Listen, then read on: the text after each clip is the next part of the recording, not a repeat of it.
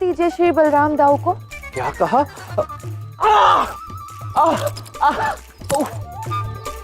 देवी राधा, आपने मुझे पहले क्यों नहीं बताया कि इन श्रीमान का नाम बलराम है? क्योंकि जिसके नाम में ही राम है उन्हें तो मैं कभी भी कष्ट नहीं दे सकता। मंगल भवन अमंगल हारी त्रपहु सुदशरथ अजिर बिहारी। मैं अपने व्यवहार के लिए आप सबसे क्षमा मांगता हूँ। कृपया बलराम दाऊ मुझे क्षमा कर दीजिए। मैं अब चलता हूँ। अब परंतु जाते जाते मैं आपको एक बार पुनः कहता हूँ, अपनी घोषणा को वापस ले लीजिए। मैं पुनः आऊंगा। तब तक आप श्री राम से अपनी घोषणा वापस लेकर क्षमा मांग लीजिए। मेरे प्रभु अत्यंत दयालु हैं, आपको तुरंत क्षमा कर देंगे। चलता। जय श्री राम। दाऊ, अब ठीक तो है? हाँ हाँ, मैं पूर्णतः ठीक हूँ राधा।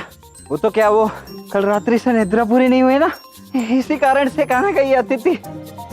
नहीं दाऊ, किंतु वो है बहुत शक्तिशाली। शक्तिशाली अवश्य है, किंतु इतना भी शक्तिशाली नहीं है कि तुम्हारी बात को चुनौती दे सके। तुम निश्चिंत रहो।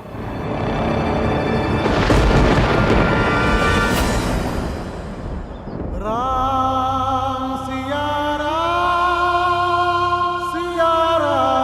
जय जय राम।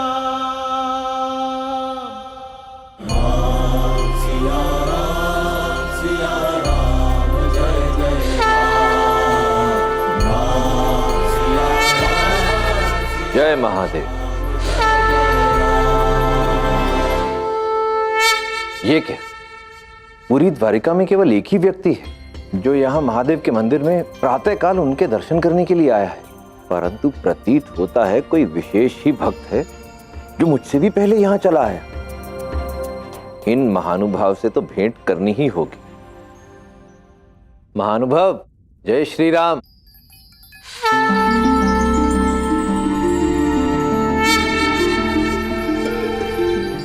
मैंने कहा महानुभाव, जय श्री राम।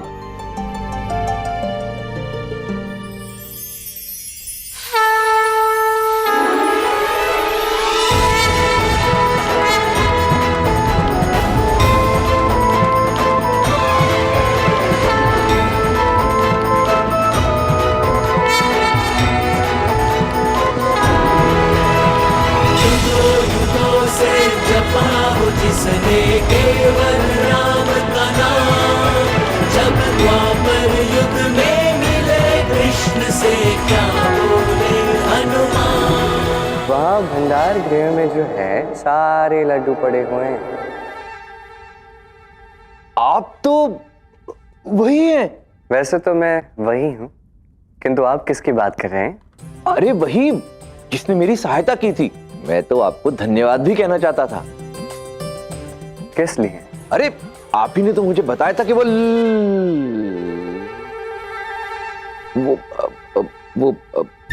जाने देते। हाँ, जाने दीजिए। परंतु महानुभाव, आपके मुख का ये तेज, ये गरिमा देखकर प्रतीत होता है कि आप कोई साधारण व्यक्ति नहीं है। और आपसे मिलकर ऐसा लगा जैसे एक दीर्घ समय के पश्चात अपने एक प्रियजन से मिला। कितनी मीठी बातें करते हैं। परंतु एक बात बताइए, आपके अतिरिक्त पूरी द्वारका में कोई भी महादेव के दर्शन हेतु नहीं आया यहाँ? ईश्वर के लिए ध्यान करना, उनकी साधना करना, यदि हम इस मन में भी करते हैं तो ये मन भी मंदिर बन जाता है। अब ईश्वर के लिए ध्यान यहाँ इस मंदिर में लगाओ या मन के मंदिर में उनके दर्शन पाओ, पुण्य उतना ही अर्जित होता है। क्या बात कही आपने। प्रतीत होता है कि आप महादेव के बहुत बड़े भक्त हैं, तभी तो इतनी प्रातःकाल उनके दर्शन करने यहाँ आए हैं। भक्त तो मैं हूं और बहुत बड़ा भक्त हूं, किंतु यहाँ आया हूं अपने भक्त से मिलने। ये क्या, ऐसा लगता है कि द्वारका में कोई ना कोई किसी ना किसी का भक्त जान पड़ता है। वैसे एक बात बताइए महानुभाव, आप तो महादेव के भक्त हैं, परंतु आप आराध्य किसके हैं? आपको मैं ये नहीं बता सकता। ओ, रहस्य। तो फिर यही बता दीजिए कि अधिकतर तो ऐसा होता है कि भक्त अपने भगवान की प्रतीक्षा करते हैं, परंतु यहां तो आप ही अपने भक्त की प्रतीक्षा कर रहे हैं। क्यों क्यों? क्यों ऐसा नहीं हो सकता? जैसे एक भक्त अपने प्रभु की प्रतीक्षा करता है, प्रभु भी तो अपने भक्त की प्रतीक्षा करते हैं। उन्हें अपने भक्त से सुख शांति मिलती है। और मेरे भक्त के विषय में बताऊं तो वो तो इतना प्यारा है, इतना पवित्र है कि मैं तो उससे मिलने के लिए अत्यंत आतुर हो गया था, हो गया हूं। अति उत्तम। सत्य कहूं तो जब से द्वारिका में आया हूं, तब से इतनी उत्तम बात मुझसे किसी ने नहीं कही। आपसे मिलकर मैं धन्य हुआ। मुझे अपना नाम बताने की कृपा करें। मैं तो अपने भक्तों के नाम से ही जाना जाता हूं। पुनः वही रहस्य। आप अपना नाम तो बताइए। तो यूं समझ लीजिए महानुभाव कि मेरे भी नाम में कोई महत्व नहीं है, क्योंकि महत्व तो केवल मेरे प्रभु श्री राम के नाम का है, जिनके परम भक्त के रूप में मैं संसार में जाना जाता हूं। और भक्ति तो ऐसी ही होनी चाहिए जिससे संसार आपको पहचाने। यदि आप बुरा ना माने तो एक बात कहूं। हाँ, कहिए। मैं आपकी बात नहीं कर रहा। आप तो एक महान भक्त प्रतीत होते हैं, परंतु ऐसा प्रतीत होता है कि द्वापर युग में भक्ति में थोड़ी कमी आ गई है। अब आप ही की नगरी द्वारका को ले लीजिए। यहां पर भक्त तो हैं, परंतु ऐसा प्रतीत होता है कि भक्तों को भक्ति से अधिक अपने मान सम्मान और नाम की चिंता है। आपने क्या कहा? द्वापर युग। प्रतीत होता है आप कोई और युग भी देख चुके हैं, कोई और समय काल देख चुके हैं, किसी और प्रकार की भक्ति भी देख चुके हैं। क्या यह सत्य है? सत्य कहा आपने। मैंने त्रेता युग की भक्ति देखी है, वो भी स्वयं प्रभु श्री राम की पावन नगरी अयोध्या में।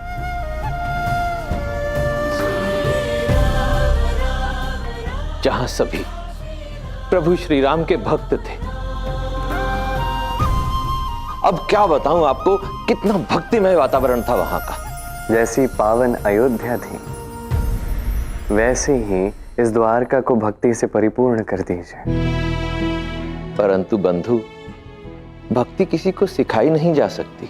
भक्ति तो ईश्वर के प्रसाद की भांति है, जिसको मिलनी होती है उसे मिल ही जाती है। और फिर मैं कौन होता हूं किसी को भक्ति सिखाने वाला?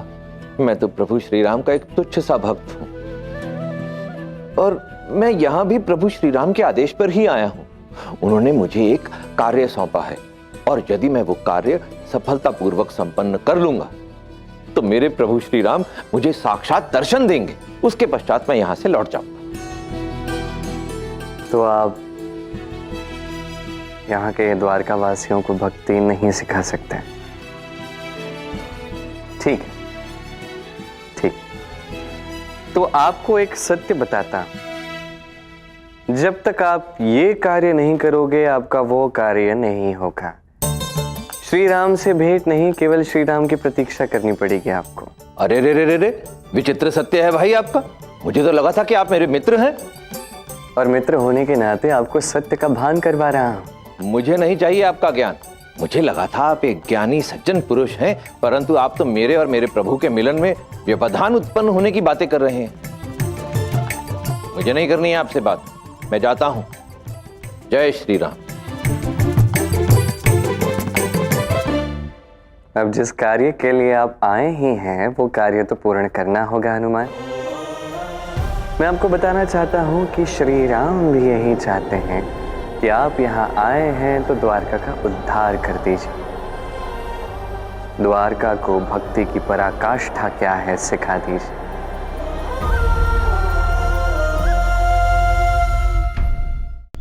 प्रणाम श्री हनुमान। प्रणाम। कौन हो भाई तुम?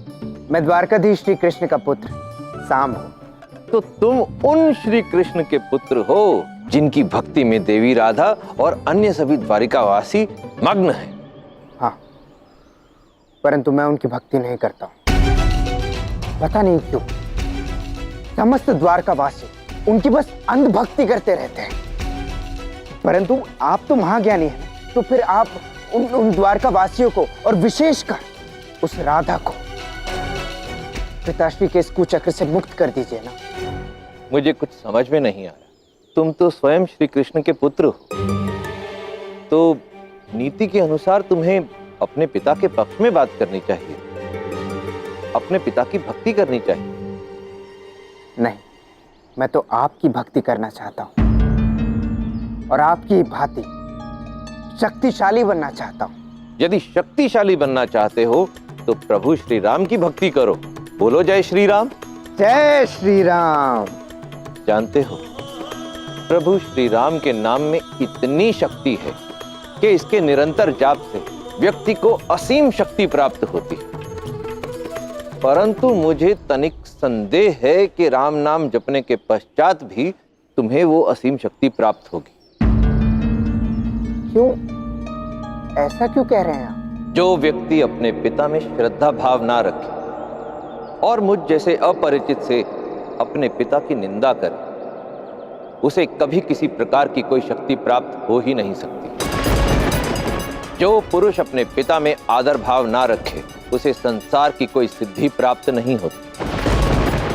परंतु श्री हनुमान, मेरे पिता आदर प्राप्त करने के योग्य ही नहीं है, तो फिर मैं उनकी भक्ति कैसे कर सकता हूं? और आप भी तो श्री राम की भक्ति करते हैं ना? मैं अपने पिता से भी अत्यंत प्रेम करता हूं, उनका परम भक्त हूं।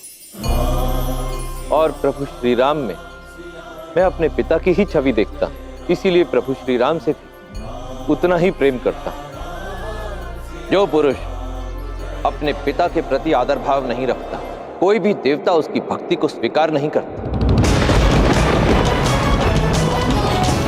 ठीक है प्रभु, जैसी आपकी आज्ञा, परंतु आपको मेरी सहायता करनी होगी। जैसी पावन अयोध्या थी, वैसे ही इस द्वारका को भक्ति से परिपूर्ण कर दीजिए।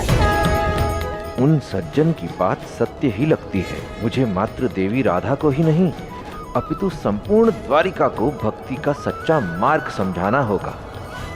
क्या सोच रहे हैं आप? मैं सोच रहा हूं कि तुम्हारी सहायता मुझे अवश्य करनी चाहिए। तुम मेरी सहायता करना चाहते हो तो एक काम करो मेरा। आज्ञा दीजिए। संपूर्ण द्वारिका में ये घोषणा करवा दो कि सभी द्वारकावासी एक स्थान पर एकत्रित हो जाएं और वहां पर मैं सबके समक्ष देवी राधा द्वारा की गई घोषणा कि वो संसार की सबसे बड़ी भक्त हैं, इसे असत्य सिद्ध कर दूंगा। अवश्य प्रभु, मैं अभी जाकर ये घोषणा करके आता हूं। प्रणिपात। जा।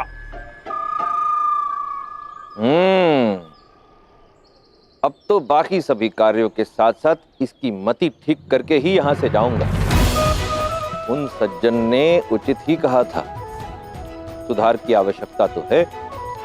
और अब तुम यहाँ आए हो तो तुम्हें एक महाकार्य का उत्तरदायित्व सौंपना चाहता हूं। प्रतीत होता है कि प्रभु श्री राम मुझसे यही कार्य करवाना चाहते हैं और इसीलिए मुझे द्वारका बुलवाया है। वो मंदिर वाले महापुरुष से एक बार पुनः भेंट करनी होगी। हम तो युगों युगों तक अनेकों बार मिलेंगे हनुमान।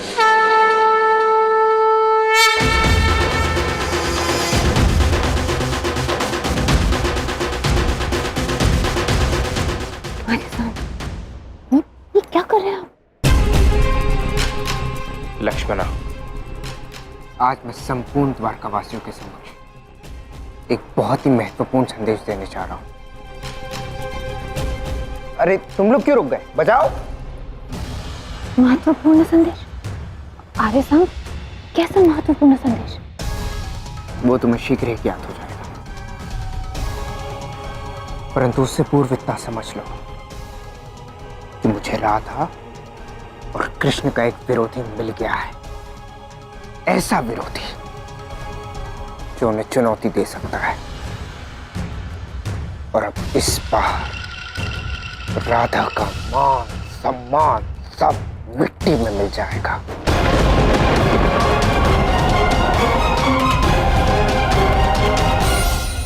द्वारकावासियों, आज एक सर्वश्रेष्ठ भक्त और उसकी भक्ति की परीक्षा होगी। अभी कुछ क्षण पूर्व आप सबने इसी स्थान पर श्री राधा की भक्ति को सर्वश्रेष्ठ स्वीकार किया था। हाँ, हमने स्वीकार किया था कि राधा से बड़ा भक्त कोई नहीं इस संसार में।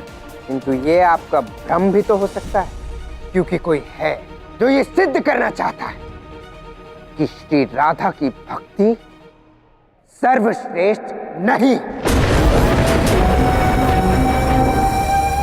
आप देवी राधा के लिए ऐसा नहीं कह सकते, ये अशोभनीय है। ये अशोभनीय है, आप ऐसा नहीं कर सकते, ये अशोभनीय है। शांत हो जाइए द्वारकावासियों।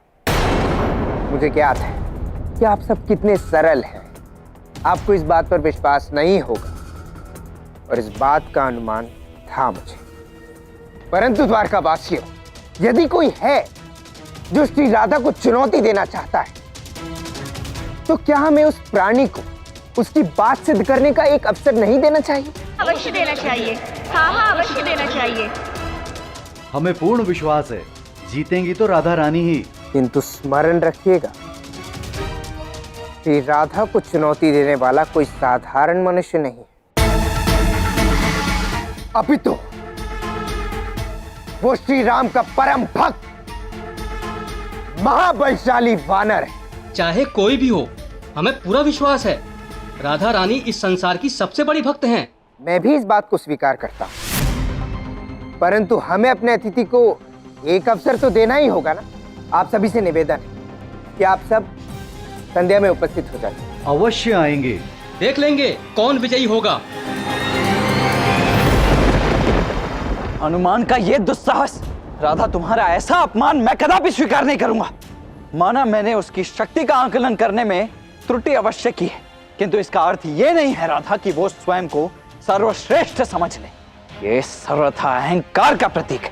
एक बात कहूँ दाऊ, हनुमान से भेंट करने के पश्चात मुझे तनिक भी अनुभव नहीं हुआ कि वो अहंकारी हैं। अपितु उनकी विनम्रता को देखकर मैं आश्चर्यचकित हूँ। वो स्वयं को सर्वश्रेष्ठ भक्त समझते हैं। प्रतीत होता है कि वो अत्यंत सरल है दाऊ। यदि वो इतना ही सरल होता तो हमसे विचार विमर्श किए बिना, हमें बताए बिना समस्त द्वारका के समक्ष ये घोषणा करता कभी? अरे घोषणा छोड़ो, तुम्हें भक्ति में चुनौती देता कभी? इस विषय में तो हमें कृष्ण से बात करनी चाहिए ना दाऊ। इस विषय में कान्हा से बात करने का कोई लाभ नहीं। अब तो मुझे ही उस हनुमान से जाकर बात करनी होगी।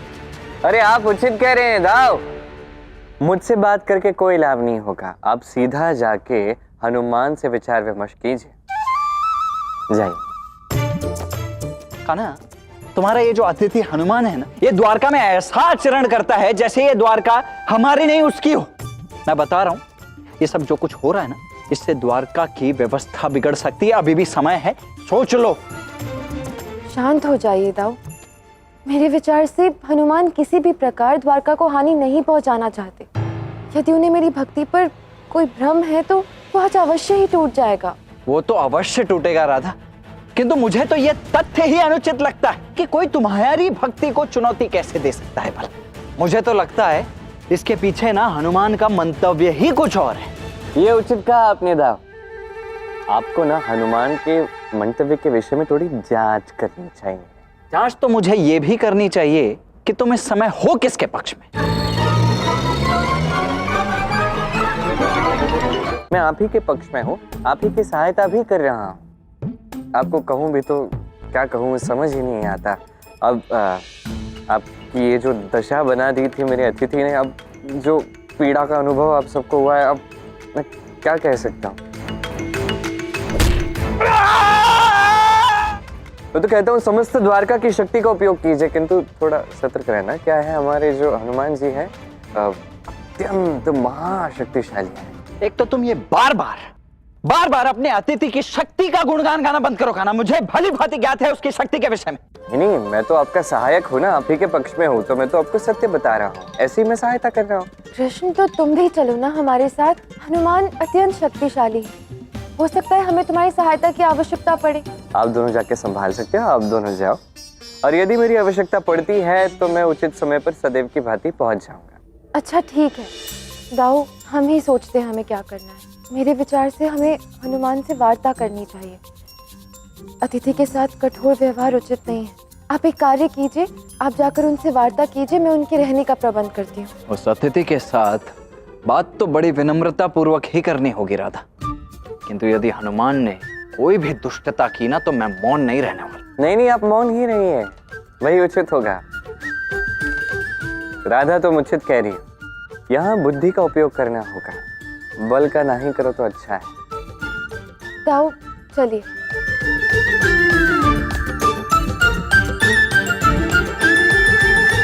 हे नारायण, तेरे दाऊ को इस समस्या से कृपा करके बाहर निकालिए। आर्यसान, कहीं ये वो ही शक्तिशाली वानर तो नहीं जिसने ताचरे को पराजित किया? हाँ लक्ष्मण, ये वही वानर है जो अब उस राधा को भी पराजित करेगा। जो कार्य हम नहीं पूर्ण कर पाए, वो कार्य अब ये वानर पूर्ण करेगा।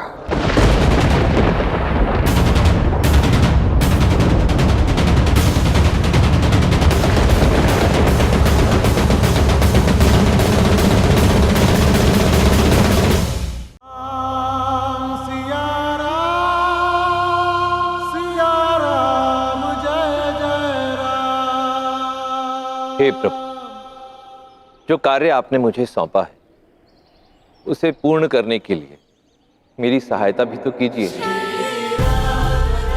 समस्त द्वारिका नगरी को एक साथ भक्ति का पाठ पढ़ाना बहुत बड़ा कार्य है, परंतु यदि आपका आशीर्वाद हो तो बड़े से बड़ा कार्य भी चुटकियों में पूरा हो सकता है। जय श्री राम। ये कठिन कार्य तो है, और हर कठिन कार्य को संभव करने के लिए इच्छा शक्ति की आवश्यकता होती है, और आपकी तो इच्छा भी मैं शक्ति।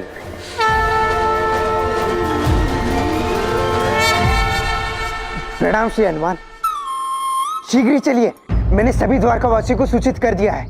अब आप चलिए, वो सब सभा में एकत्रित हो रहे हैं। ये तो तुमने बहुत अच्छा किया साम, सबको एक साथ एकत्रित कर दिया, मेरा कार्य अत्यंत सरल हो गया। धन्यवाद धन्यवाद हनुमान जी, परंतु आपको मेरे ताओश्री से सतर्क रहना पड़ेगा, क्योंकि वो श्री राधा के विरुद्ध कुछ भी नहीं सुन सकते।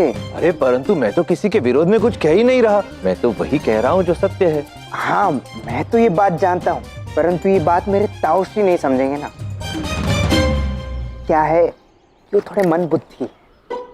अद्भुत, अपने पिता के निंदक तो तुम हो ही, इतने भोले और प्यारे बलराम के भी निंदक हो।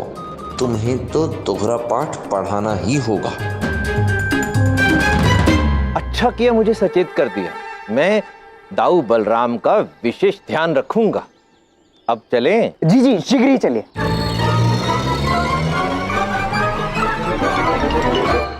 अरे बलराम दाऊ, जय श्री राम।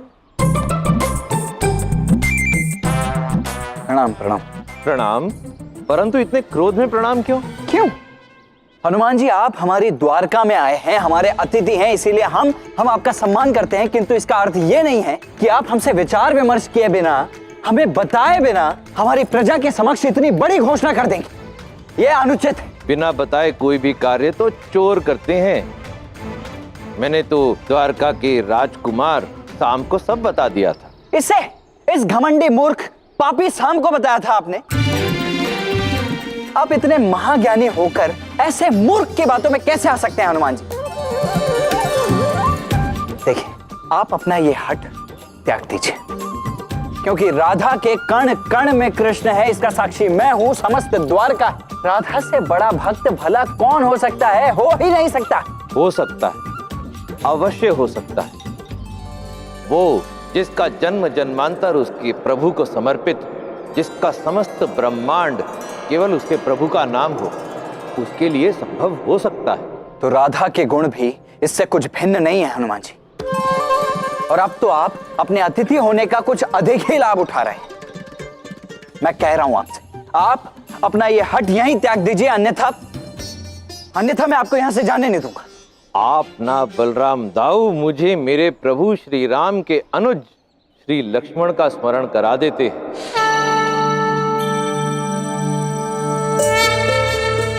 उन्हीं की भांति आप सुंदर भी हैं और उन्हीं की भांति आप बात बात पे क्रोधित भी हो जाते हैं। परंतु मेरे श्री लक्ष्मण मन के बहुत अच्छे थे। आप भी अवश्य मन के अच्छे ही होंगे। चलिए मैं आपको एक अवसर देता हूं। यदि आपने मुझे बलपूर्वक परास्त कर दिया तो मैं देवी राधा को विजयी मान लूंगा।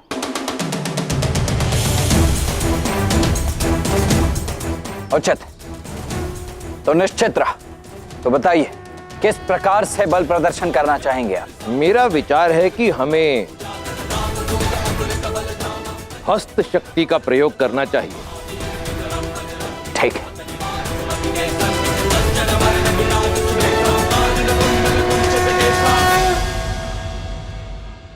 लगाओ बल।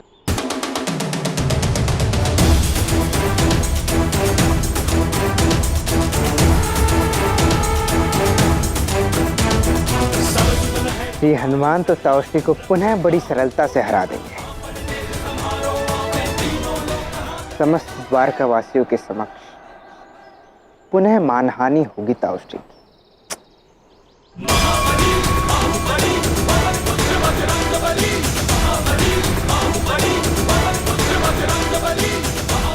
ये क्या हो रहा है? इसका बल क्षीण क्यों नहीं हो रहा? कौन है ये बलराम जिसके नाम में राम है और शरीर में लक्ष्मण जैसी शक्ति? वो लक्ष्मण ही है हनुमान, बस आप उन्हें पहचान पाओगे उचित समय आने।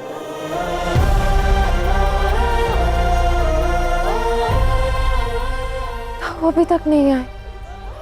कहीं लड़ने तो नहीं लग गए? अरे दाऊ, आप दाऊ हो, बलराम हो, अपने नाम की तो कोई लाज रख लो। और हनुमान जी, आप क्या यहाँ पे परास्त होने के लिए आए हैं? ये क्या कर रहे हैं आप? ये क्या? ताउश्री तो सत्य में ही अत्यंत शक्तिशाली है। हो सकता है कि वो पिछली बार तैयार नहीं होंगे, कदाचित इसीलिए हार गए। आपके तो नाम में ही बलराम है, तो इतनी शक्ति तो आप में होना निश्चित ही था। परंतु दाऊ बलराम, यदि हम सारा दिन इसी प्रकार शक्ति प्रदर्शन करते जूझते रहेंगे तो विलंब हो जाएगा और देवी राधा प्रतीक्षा करती रह जाएंगी। चलें? किंतु हम दोनों में से किसी के हारने तक तो हमें ये शक्ति प्रदर्शन करना ही होगा। क्यों? देवी राधा की भक्ति पर विश्वास नहीं? हनुमान जी, विश्वास मुझे देवी राधा की भक्ति पर स्वयं से भी अधिक। तो फिर देवी राधा को ही समस्त द्वारिका के समक्ष अपनी बात सिद्ध करने दीजिए ना। मुझसे क्यों जूझ रहे हैं?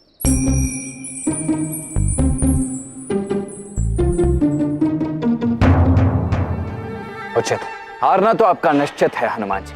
अब यदि अपना अपयश करवाना ही चाहते हैं तो आपकी इच्छा। चलिए।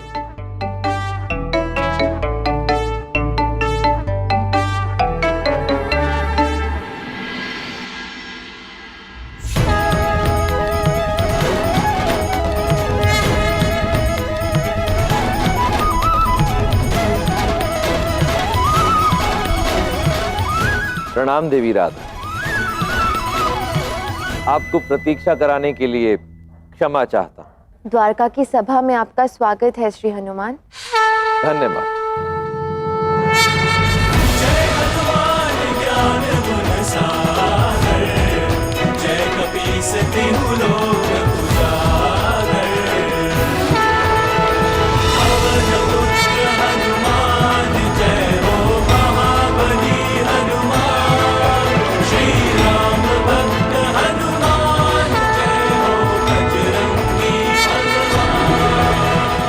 ये स्वागत का विरोधाभास मुझे समझ में नहीं आया देवी राधा। आप यहाँ पुष्पों की वर्षा से मेरा स्वागत कर रही हैं और बलराम दाऊ ने तो बल का प्रयोग करके मेरा स्वागत किया।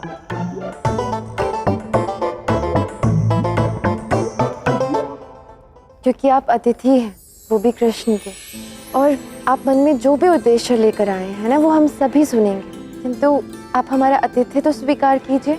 अवश्य, आपका आतिथ्य अवश्य स्वीकार करूंगा। परंतु पहले जिस कार्य के लिए आया हूं वो तो कर लूं। मेरी ये अभिलाषा है देवी राधा कि आप अपने द्वारा की गई घोषणा के शब्द वापस लौटा लें। वही घोषणा जिसमें आपने कहा है कि आप संसार की सबसे बड़ी भक्त हैं। ये तो मैं नहीं कह सकती, पर आप इतने विश्वास से कैसे कह सकते हैं कि आप सबसे बड़े भक्त हैं? सिद्ध कीजिए और मुझे भी अपनी बात रखने का अवसर दीजिए। चुनौती लीजिए।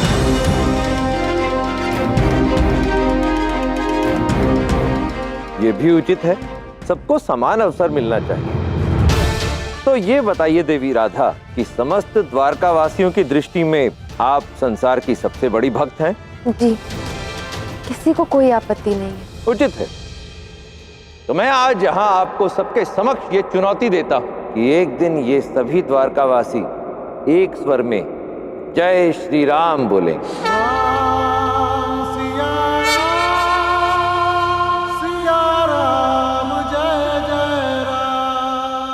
और मेरा भी पूर्ण विश्वास है कि सारी द्वारका आपके समक्ष जय श्री कृष्ण बोलेगी।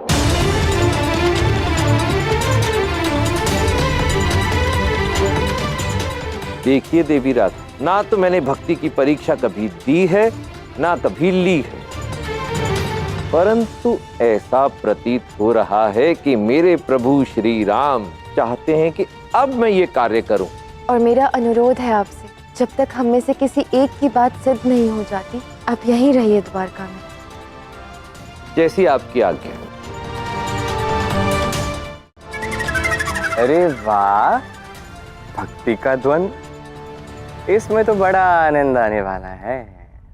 अरे रुकिए रुकिए, निर्णायक कौन होगा? कौन ही निर्णय करेगा कि सर्वश्रेष्ठ भक्त कौन है? कोई ऐसा जो विरक्त हो, जो पक्षपात विहीन हो।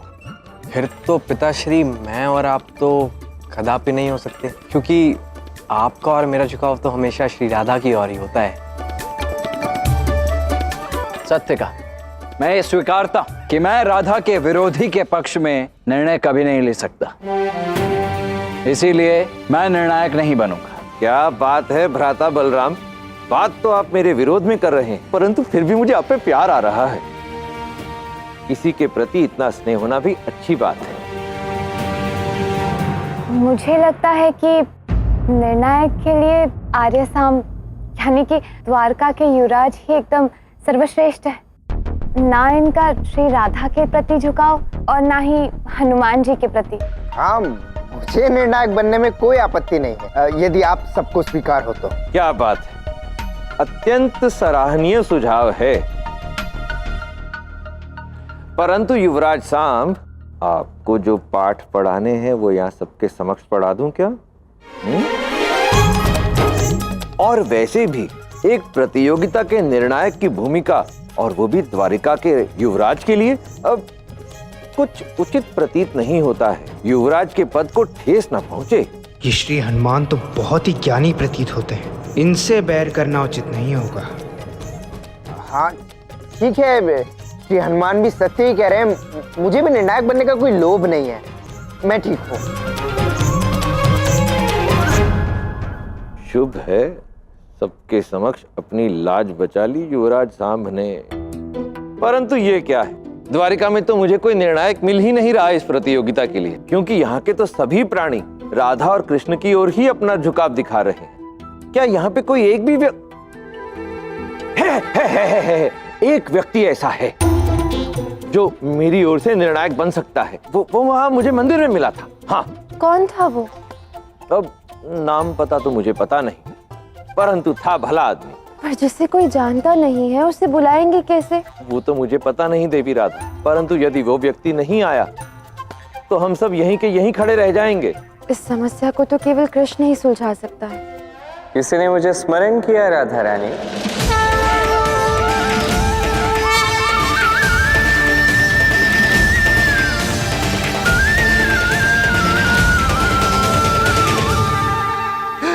यही है वो व्यक्ति जो मुझे मंदिर में मिला था। इसी की बात मैं कर रहा था। यही वो मेरा मित्र है, यही निर्णायक बनेगा। हाँ,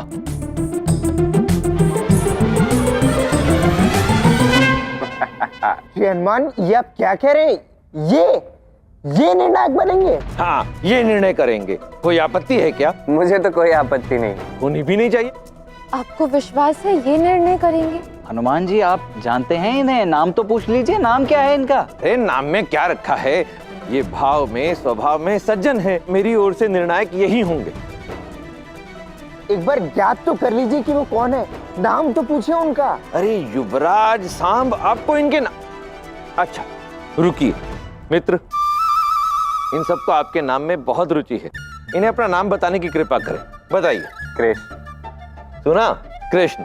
द्वारकाधीश कृष्ण। द्वारकाधीश कृष्ण। कृष्ण। कृष्ण।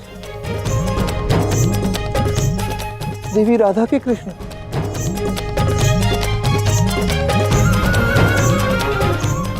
तो देवी राधा आपकी भक्त हैं। ये मुझसे क्या हो गया प्रभु? युवराज साहब, आपने मुझे रोका क्यों नहीं? मैंने आपको बताया तो था। अरे वही कृष्ण है जिसके लिए आप राधा के विरुद्ध खड़े हैं और आपने उन्हीं को निर्णायक बना दिया।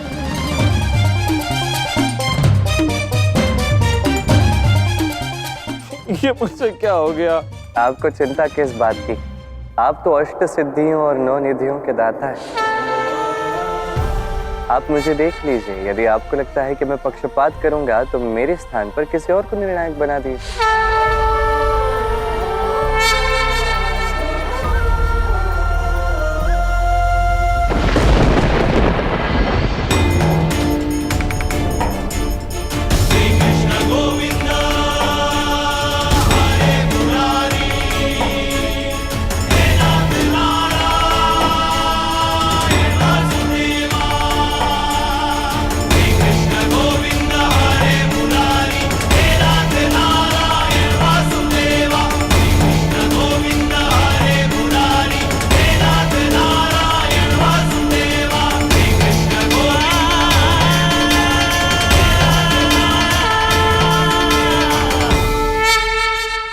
तो कहिए, क्या आपने निर्णय कर लिया?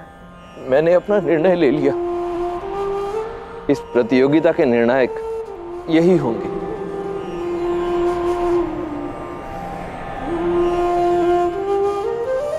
क्योंकि ये महापुरुष कभी किसी से छल नहीं करेंगे। और ये निर्णायक का पद मुझे स्वीकार है।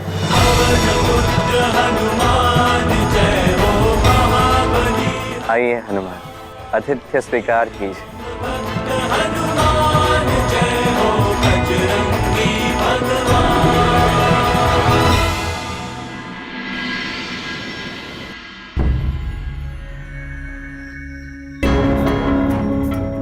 अरे ये सब क्या हो रहा है? पता नहीं, ये तो हमारा राज अतिथि कक्ष जहां पर हनुमान को ठहराया हुआ है। आओ चलो चलकर देखते हैं।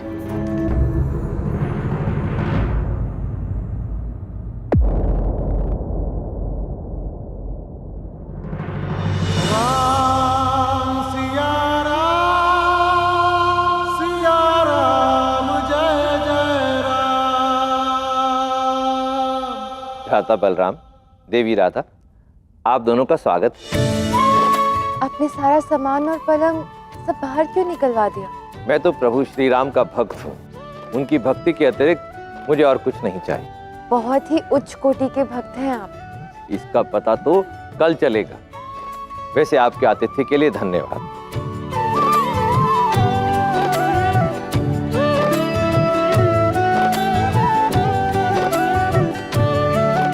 आप कहाँ चल दिए बलराम दाऊ?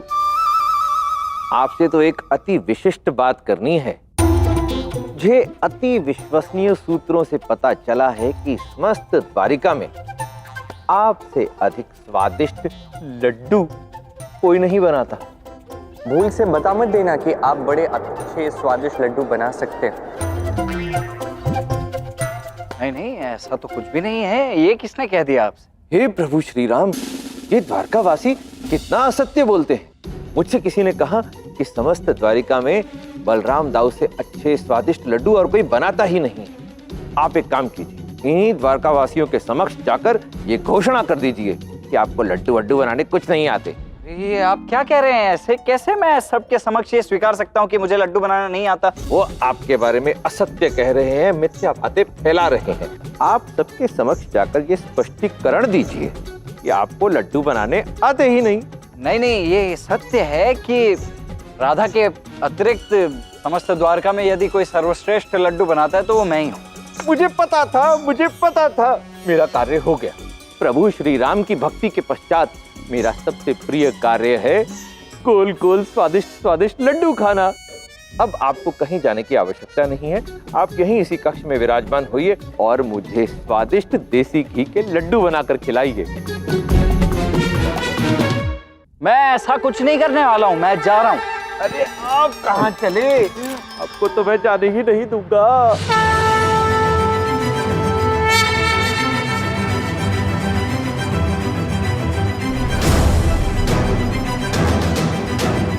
ये मैंने रेखा खींच दी, अब आप कहीं नहीं जा सकते। अरे ये रेखा क्यों खींच दी अब? दाऊ बलराम, ये कोई सामान्य रेखा नहीं है, ये लक्ष्मण रेखा की भांति ही एक रेखा है, आप इसे लांघ नहीं सकते।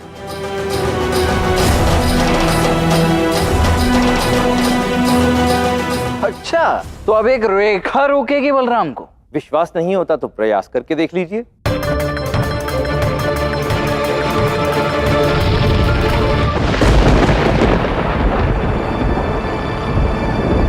ये क्या माया है?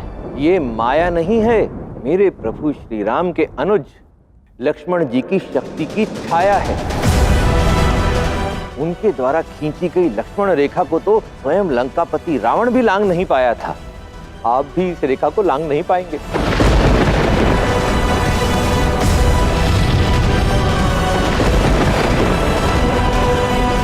मैं आपसे कह रहा हूं, आप व्यर्थ ही प्रयास कर रहे हैं, मत कीजिए। किंतु ये लक्ष्मण है कौन और ऐसी रेखा बनाई क्यों उसने?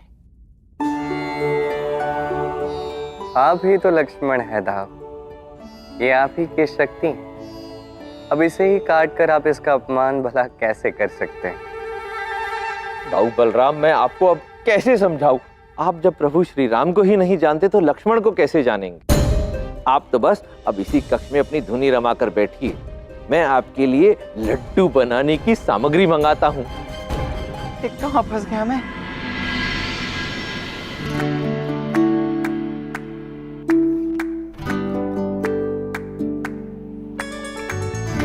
कृष्ण, इस चुनौती को मैं कैसे जीतूंगी? मैं तो हनुमान के विषय में कुछ जानती ही नहीं हूँ, पर कदाचित तुम जानते हो। बताओ ना, क्या संबंध है उनका तुमसे और क्या शक्तियां हैं उनकी? हनुमान का संबंध केवल मुझसे नहीं, तुमसे, बलराम दाऊ से और हम सभी से है। और उचित समय आने पर तुम्हें ये ज्ञात हो ही जाएगा राधे।